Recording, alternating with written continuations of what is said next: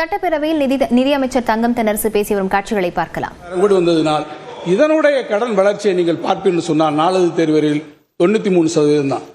இப்ப பாருங்க 108% கடன் யார் வளர்த்தது, 128% யார் கடனுடைய ஒட்டுமொத்தத்தை கூட்டி போனது, 128 அதிகமா 93 அதிகமா.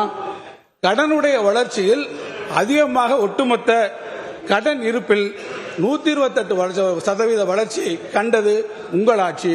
எனவே கடன் பற்றி சொல்வதற்கு தார்மீக கடமைகள் இல்லை. இன்னும் கூட ஒரு சொல்றேன், திருப்பி நான் அப்சல்யூட் நம்பர்ல நாம பேசுறதை விட நான் இன்னும் சொல்லுவேன், பொதுவாக இது அரசியல் இருக்கட்டும், பொதுவாக நம்முடைய தமிழ்நாட்டை பொறுத்த மட்டில் நம்முடைய நிதி நிர்வாகம் இதற்கு காரணமாக இல்லை.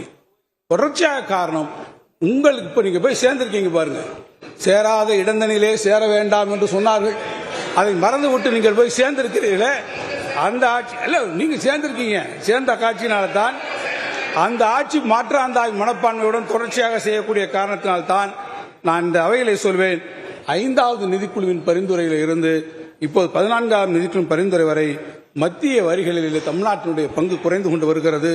அதனால்தான் நம்ம நிகர பொது கடன்களை பார்ப்பதில் சொன்னால் இந்த வரி பங்கீடு என்பது 32% கீழே குறைந்திருக்கிறது.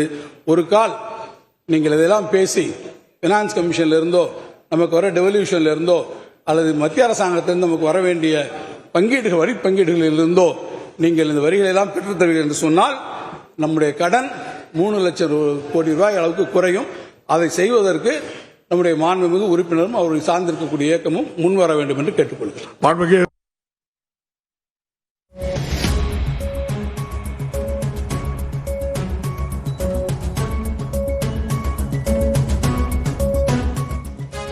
சட்டப்பேரவையில் நிதியமைச்சர் தங்கம் தென்னரசு எதிர்க்கட்சிகளுக்கு பதிலளித்து பேசிய காட்சிகளை பார்த்தோம். பின்னர் விவரங்களை பார்க்கலாம்.